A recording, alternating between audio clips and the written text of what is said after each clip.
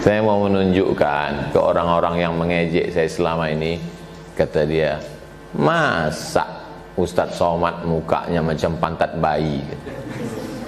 Maksud dia tak berbulu. Saya tunjukkan betul. Kalau mau ku panjangkan jenggotku, kalah jenggot kau. Jenggot kau cuma 3 helai, itu kau jaga-jaga. Panjangkan, kalah dia. Kalau saya panjangkan jenggot saya ini, apalah kelebihan dia lagi, Cok? Kalau saya panjangkan jenggot saya ini, apalah kelebihan dia lagi? Titel Profesor Dr. Kiai Haji Abdul Somad LC MA PhD Datuk Sri Ulama Setianegara Kai Jaga Mangku Dilaga. Belum buat kartu nama. Saya sampai sekarang belum punya kartu nama. Kalau sempatlah mau saya membuat kartu nama sepanjang amplop.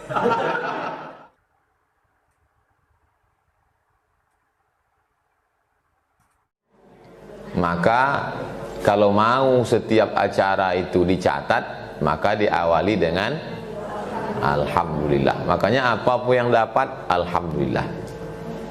Anaknya ranking 1, alhamdulillah. Dapat proyek besar, alhamdulillah. Suaminya kawin lagi,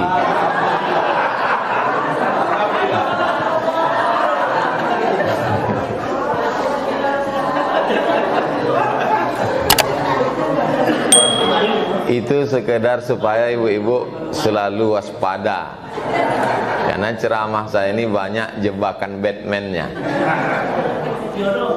Jadi itu jurus pertama. Ibu kalau anaknya dipuji orang di Facebook, misalnya posting gambar anak, terus dipuji orang, anaknya cantik ya. Terus ibu bilang, iya, itu anak itu bisa kena penyakit ain. Penyakit ain itu dari ain, ain artinya mata. Nur aini, cahaya mata. Ain artinya mata. Makanya kalau dipuji orang, ucapkan alhamdulillah dengan menyebut nama Allah, penyakit ainnya batal. Kenapa disebut ain itu penyakit ain itu dari mata? Karena begitu orang melihat anaknya lucu, imut-imut, muncul hasad dengkinya. Ini orang suaminya hitam, bininya jelek, kok anaknya cantik, gitu kan? Kita yang ganteng jangan-jangan ketukar dulu di rumah sakit. Muncul ain hasad. Jadi dari mata yang dengki itu masuk jin, hantu, setan, anak itu pun jadi sakit. Maka itu fungsi alhamdulillah. Makanya setiap acara apapun namanya, alhamdulillah. Kalau kita sakit, alhamdulillah. Dengan sakit dosa dihapuskan, dengan sakit kita mensyukuri sehat, dengan sakit kita bisa istirahat. Itu alhamdulillah. Terganggu pengajian karena suara telepon, alhamdulillah. Cuman bunyinya agak lain, alhamdulillah. Nah, itu tentang fungsi alhamdulillah. Yang kedua, Allahumma salli ala Sayyidina Muhammad wa ala ali Sayyidina Muhammad. Untuk apa pula bersolawat? Kalau di majelis itu tidak ada solawatnya, majelis itu menjadi antanajifah, majelis bangkai. Majelis bangkai. Nama siapa? Kailani. Panggilan bangkai. Mohon maaf Pak Kailani kalau nama. Bayangkan majelis yang begitu lembutnya karpet tuan rumah nih, saking licinnya hampir saya terpleset tadi. Kalau di tempat lain segan saya ngaku, tapi karena di Pekanbaru orang-orang kita juga kan. Kalau di Jakarta kita bergaya lah, macam awak yang paling hebat kan, padahal hampir jatuh. Jadi majelis yang sudah bagus ini, maka diucapkan sholawat Allahumma sholli ala Sayyidina Muhammad wa ala ali Sayyidina Muhammad. Kalau jumpa sama orang salaman, Allahumma sholli ala sayyidina Muhammad al-Muhammad. Supaya apa? Supaya jangan sampai majelis itu menjadi majelis bangkai, majelis busuk, majelis berbau. Dah, alhamdulillah sudah. Sholawat sudah. Yang ketiga, menghormati sohibul bait, Pak Dokter beserta Ibu Wahyu Agustina dan keluarga besarnya. Mudah-mudahan Allah membalas kebaikan mereka, diberikan istiqomah iman dan Islam, rezekinya melimpah ruah, masuk ke dalam surga yang dingin. Ada surga itu tak dingin. Itulah kalau ada orang ngundang kita AC-nya tak dingin, itu dia masuk surga juga, cuma tak dingin. Yang ini dingin, rupanya di bawah AC. Bisa dinaikkan sedikit, saya tak tahan dingin.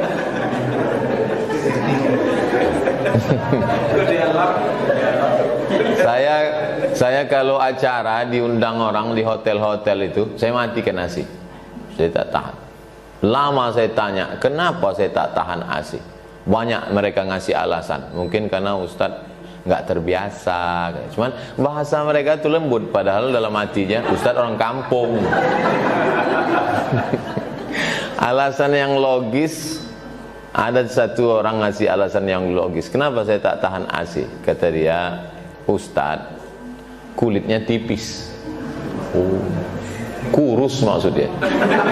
Jadi angin itu langsung ke tulang. Laisa minna man lam yahram shaghirana wa lam ya'rif syarafa kabirina. Siapa yang tak hormat sama yang tua, tak sayang sama yang muda, itu bukan umat Muhammad sallallahu alaihi wasallam. Itu maka tadi saya sebutkan Sahibul Bait kita hormati. Adik-adik saya yang muda-muda nih saya sayangi. Dah, alhamdulillah sudah sholawat, sudah menghormati Sahibul Bait, sudah. Yang keempat, saya ceramah memang begitu biasa. Di mana-mana pakai poin-poin. Poin-poin. Itu tujuan poin itu, saya kan dosen, walaupun mantan. Jadi dosen itu biasa itu, biar supaya mahasiswa itu terlatih. Jadi tidak kemana-mana cara berpikirnya. Selalu saya pakai gitu, pakai poin. Saya semua pakai poin. Ceramah pakai poin, khutbah Jumat pakai poin. SMS pun pakai poin. Tujuannya supaya masyarakat itu terstruktur cara berpikirnya, tak ngalor ngidul kemana-mana. Yang kedua, kalau ada intel ikut pengajian, mudah dia ngasih laporan ke atasan. Kalau sampai dia salah lapor kan payah. Tak ada poin.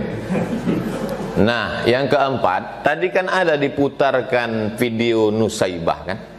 Saya rasa-rasa di bioskop tadi. Tentu Bapak Ibu tadi menengok gambar saya di situ. Kenapa Ustadz Somad ini berjenggot berkumis? Itu tadi pakai face app berbayar. Anda face app itu berbayar. Habis 14 hari hilang sendiri dia. Saya mau menunjukkan ke orang-orang yang mengejek saya selama ini. Kata dia, masa Ustadz Somad mukanya macam pantat bayi? Maksud dia tak berbulu. Saya tunjukkan betul. Kalau mau ku panjangkan jenggotku, kalah jenggot kau. Jenggot kau cuma 3 helai, itu kau jaga-jaga. Panjangkan, kalah dia. Kalau saya panjangkan jenggot saya ini, apalah kelebihan dia lagi, Cok? Kalau saya panjangkan jenggot saya ini, apalah kelebihan dia lagi? Titel Profesor Dr. Kiai Haji Abdul Somad LC MA PhD Datuk Sri Ulama Setianegara Kai Jaga Mangku Dilaga. Belum buat kartu nama. Saya sampai sekarang belum punya kartu nama. Kalau sempatlah mau saya membuat kartu nama sepanjang amplop. Apa kelebihan lagi? Desertasi Tesis saya 300 halaman. Judulnya Rijalul Muwatta wa Sahihain alladzina dha'afahum an-Nasa'i fi kitab ad-du'afa wal matrukin jam'an wa dirasatan. Saya kalau bahasa Arab tuh macam kumur-kumur aja. Desertasi saya 637 halaman. Judulnya Asy-Syaikh Hasyim Asy'ari wa juhuduhu fi nasri sunnah di Indonesia. Ijazah saya 3-3-nya luar negeri. S1 Al-Azhar, S2 Maroko, S3 Sudan. Titel panjang, desertasi tebal, sarjana luar negeri. Tiba-tiba aku panjangkan lagi jenggot. Apalah yang tersisa untuk kalian? Sangkanya wak ecek-ecek. Kenapa sombong kali bahasa Ustadz? Sombong kepada orang yang sombong itu sodakoh. Jadi kalau nampak orang sombong, sombong kita. Saya gitu. Saya karena tadi dibilang, kemana kita acara nih Ustadz? Kita ke rumah Pak Dokter, rumah Bu Tina. Siapa itu? Pegawai PPAT dengan notaris. Kalau gitu saya numpang mobil Ustadz aja ya. Nah itu. Karena saya tahu orang PPAT ini tak sombong, maka saya numpang mobil beliau. Tapi kalau kemana kita nih? Ke tempat orang-orang sombong, kita pakai mobil kita. Jadi sangka orang itu jangan kita tak punya mobil kan? Sombong. Dulu ada orang ngasih tahu ke saya, kata dia, masa Ustadz pakai mobil ini? Tak usahlah sebut merek kan, nanti laris pula mobil itu. Soalnya apa yang saya sebutkan ini biasanya viral. Udahlah awak tak dapat royalti, dia untung. Terus dia bilang, Ustadz masa pakai mobil ini? Nih saya kasih mobil ini, katanya. Mobil ini harganya mahal lah. Minggu depan saya datang, saya bawa merek yang dia sebut tuh, biar dia tahu. Jangan diukurnya saya, paling pantang saya diukur orang. Ditengoknya, Ustadz udah punya, katanya. Sudah, saya bilang. Padahal habis duit untuk beli itu. Tak boleh saya diukur orang, pantang sama saya diukur orang. Nah jadi saya setelah melanglang buana ini entah kemana-mana, semua udah saya rasakan. Kalau masalah kendaraan, dari mulai dijemput orang naik sampan,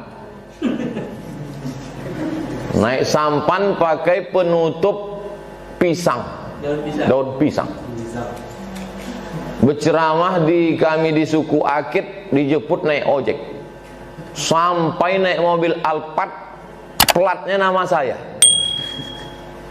1 UAS, sampai naik pesawat pribadi, semua udah saya rasakan. Jadi akhirnya menengok kendaraan tuh udah anyap aja, udah tak ada rasanya. Menghadapi jamaah pun begitu.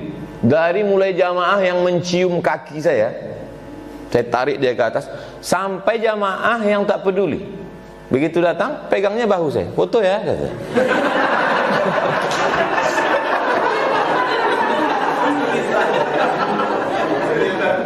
Sampai jamaah yang mencaci maki yang di internet tuh, somat anjing, somat babi, gitu. Somat setan. Nah, jadi saya udah datar aja udah dunia, rata aja udah. Nah, gitu. Nah, jadi rupanya begitu cara Allah mendidik perasaan kita. Dulu saya waktu awal-awal ceramah, duduk di samping camat, ciut sih, menggeletar, segan sama camat. Sekarang bupati, gubernur, menteri, sama aja udah rasanya. Karena saya menolak jadi wakil presiden. Itu. Jadi begitu cara Allah memainkan perasaan kita. Jadi setelah saya renung-renung, oh begitu hidup itu ternyata, begitu rupanya perasaan itu ternyata. Somat yang dulu sama sekarang sama aja.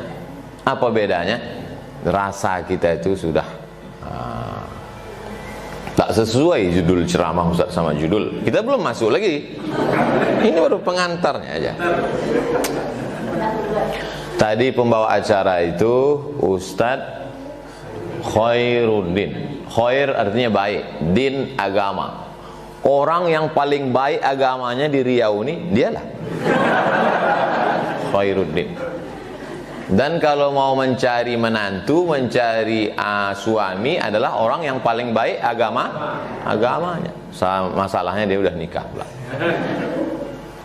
Lalu kemudian ini sebelah kiri saya, ini namanya Ustadz Al-Nob Dinar. Dinar itu artinya koin emas. Dia diangkat jadi ketua yayasan supaya tak korupsi. Untuk apa dia korupsi lagi? Nama dia udah koin emas. Al-Nob Dinar, Ustadz Al-Nob Dinar. Kedua-duanya ini LC, alumni Al-Azhar. LC itu artinya tulisannya licence. Bahasa Inggrisnya license, bahasa Perancisnya liaison, bahasa Arabnya ijazah. Ini orang sudah dapat ijazah untuk mengajarkan agama Islam. Ijazahnya level internasional, Al-Azhar University. Itu yang tanggung. Bapak kalau istrinya mau melahirkan, mau menyerahkan istri ke bidan tak berijazah, mana mau, matilah bini itu. Diserahkan ke bidan berijazah, itu maka dikasih LC. Ini banyak jamaah sekarang tak tahu LC apa Ustaz tuh, lucu-lucu. Ustaz Somad itu LC apa artinya? Lulusan Kairo. Ngada-ngada jamaah. Dah habis, saking banyaknya tak ingat lagi saya poin keberapa. Sekarang baru kita masuk judul, beratnya jalan menuju surga. Itulah maka jamaah itu tak datang.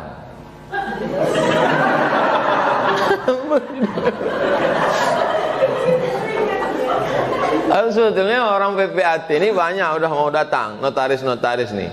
Pas di share tengoknya beratnya jalan, nanti aja lah.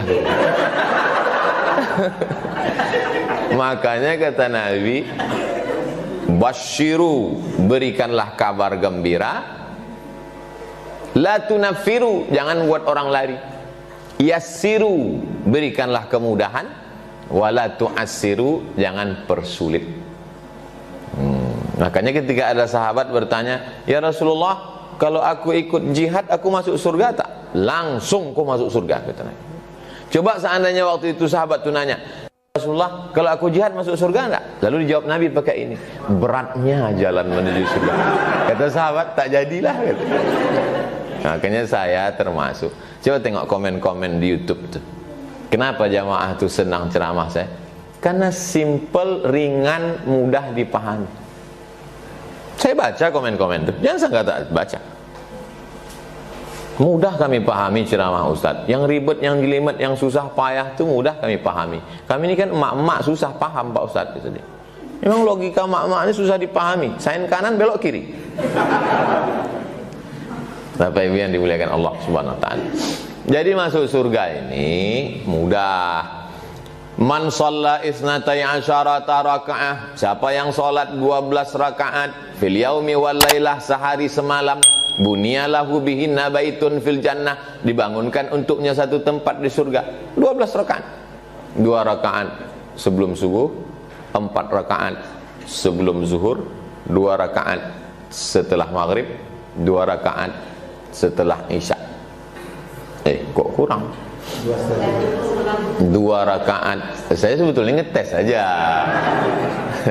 2 rakaat sebelum subuh, 4 rakaat sebelum zuhur, 2 rakaat setelah zuhur, 2 rakaat setelah maghrib, 2 rakaat setelah isya. Bukan payah, masuk surga. Man bana masjidan, siapa yang bangun masjid, banallah mislahu baitan fil jannah. Siapa yang bangun masjid, dibangunkan satu tempat dalam surga. Mudah.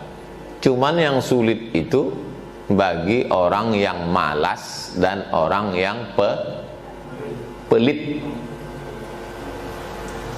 Saya Pak Ustadz malas sholat sunat, tapi dermawan. Masuk surga lewat pintu bangun masjid. Saya Pak Ustadz untuk menggerakkan badan sholat sunat nih mudah, cuma mengeluarkan duit payah. Masuk surga ada lewat pintu sholat sunat. Kan langsung masuk surga ibu itu.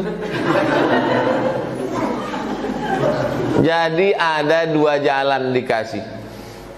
Kalau kau malas bergerak badan tapi ringan mengeluarkan duit, masuk surga lewat pintu ini. Aku Pak Ustadz sholat sunat tarawih, sholat duha, sholat sunat tahajud, tapi mengeluarkan duit dari dompet nih 3 resletingnya.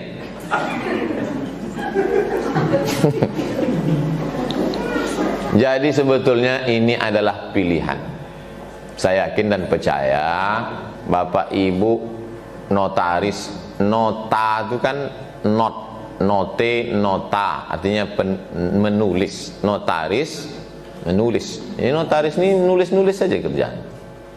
Orang mencari duit, pergi pagi ke sawah masih bisa dibedakan mana orangnya, mana kerbaunya. Ini orang, ini kerbau. Sore pulang jam 5 sama bentuknya. Entah mana orang, entah mana kerbau. Berapa dia mengeluarkan zakat? 10%. Zakat petani yang tidak pakai irigasi, pakai tada hujan, 10%, Bu. Jadi kalau dapatnya hasil sawah itu 10 juta, berapa zakatnya? Kok cerita duit ini banyak yang tak paham. 1 juta zakatnya. Bayangkan, tiba-tiba ada orang notaris yang cuma nulis-nulis saja kerjanya. Itu pun orang lain pula nuliskan. Dia tinggal nengok-nengok aja, buka-bukanya, liur sikit. Sekian itu. Pas diminta zakat, berapa zakat notaris? 2,5%. Kira-kira mudah tak masuk surga itu?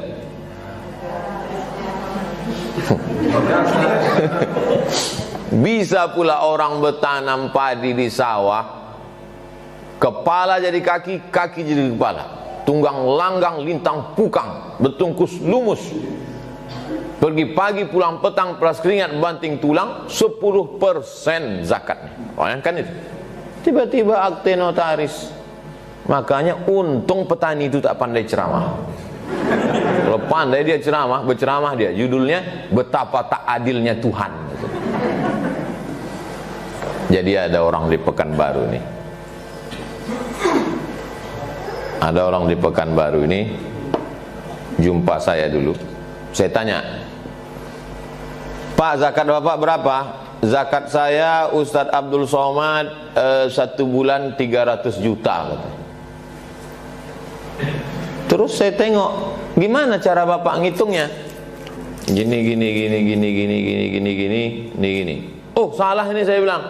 Dibayarnya zakat 10%. Ini hitungannya tak betul. Kenapa Bapak bayar zakat 10%? Bapak bayar zakat 2,5%. Itulah jawaban dia ceramah saya tadi. Jadi ceramah saya ini pun saya copy paste dari dia itu. Kata dia, masa petani yang di sawah zakatnya 10%, saya di ruang ber-AC kok cuman 2,5%. Maka saya malu masuk surga nanti ketemu dengan petani itu, Pak Ustaz. Maka saya bayar 10%, kata dia. Saya mesti macam petani itu. Cuma masalahnya orang begini tak banyak.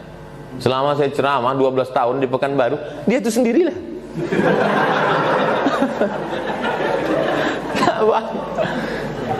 Makhluk-makhluk begini ini mesti dibudidayakan. Bisa pakai hidroponik, yang tanpa tanah, pakai air aja, bisa juga langsung ke tanah. Makhluk-makhluk yang begini ini sudah asing sekarang, macam Jurassic Park, udah jadi dinosaurus, aneh. Oleh sebab itu saya bangga. Tadi ungkapan kata sambutan dari Ibu Tina, ada seperti kalau saya menangkap ya, mungkin Bapak Ibu lain cara menangkap. Yang saya tangkap, beliau seolah-olah ingin mengatakan ke saya, mohon maaf jamaahnya nggak banyak. Ibu ada menangkap gitu tadi? Ya. Ada. Nah, Ustadz sebenarnya ini banyak undangan, cuman Saya pribadi tak pernah melihat, bagi saya 100.000 orang di Gelora Bandung Lautan Api, bagi saya udah sama aja udah setelah sekeliling-keliling. Karena tiap hari saya ceramah, memang saya berdua aja sama kamera itu, tak ada orang. Hai jamaah dimanapun berada gitu saya, berdua aja. Nah, itu. Jadi bagi saya ini udah ramai. Itu. Jadi akan datang kalau ada di mana-mana orang, oh nggak enak lah ngundang sama itu mesti ramah, saya sudah tidak di level itu lagi. Berapapun orang, bagi saya sisa hidup saya ini saya anggap ini bonus dari Allah SWT. Tadi malam saya menjenguk kawan saya satu kelas di IAIN Susko. Tahu Bapak Ibu IAIN Susko?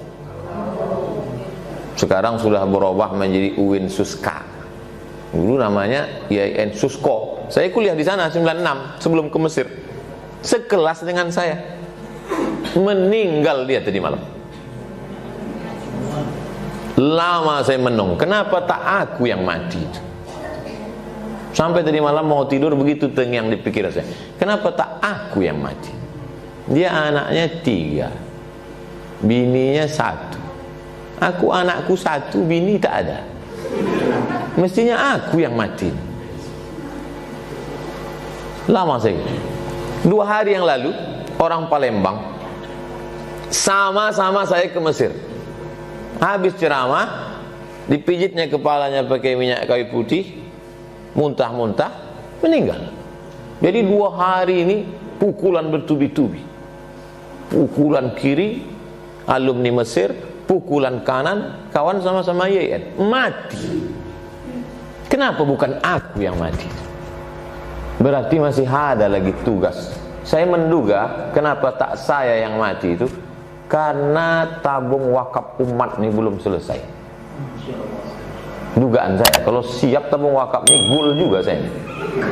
Nah, jadi saya menganggap hidup saya ini masih bergantung ke tabung wakaf. Karena saya sudah janji, saya janji ke tabung wakaf, kita akan masuk ke semua kantor-kantor di Pekanbaru nih, mengemis kita. Sama kita sekarang ini enggak, kita minta, kita datang, apa mau mereka kita datang. Yang penting berdiri tabung wakaf umat nih, habis itu berdiri masjid, berdiri pesantren, berdiri SD IT, SMP IT, SMA IT, SD tahfiz, SMP tahfiz, SMA tahfiz, sekolah anak yatim fakir tak mampu. Habis itu mau mati-matilah. Dan kita udah tanda tangan situ. Saya yang bertanda tangan di bawah ini Abdul Somad. Ini tidak hak milik, tak ada kait mengait dengan anak cucu saya. Ini lillahi ta'ala, akan kita balikkan kepada umat. Selesai. Kalau cerita masalah masuk surga, mudah. Sholat sunat 12 rakaat sehari, masuk. Bangun masjid, masuk. Cuman kita tak mau masuk surga sendirian. Kita mau ada juga lah orang PPAT ini mewakili agak 2-3 orang masuk jadi. Tak usah semua. Kan tak enak. Masa nonton bola sendirian? Nonton bola Real Madrid Barcelona sendirian. Masuk gol, nak gol kau gol lah. Tapi kalau nobar, nonton bareng, gol. Makanya enaknya masuk surga itu ramai-ramai.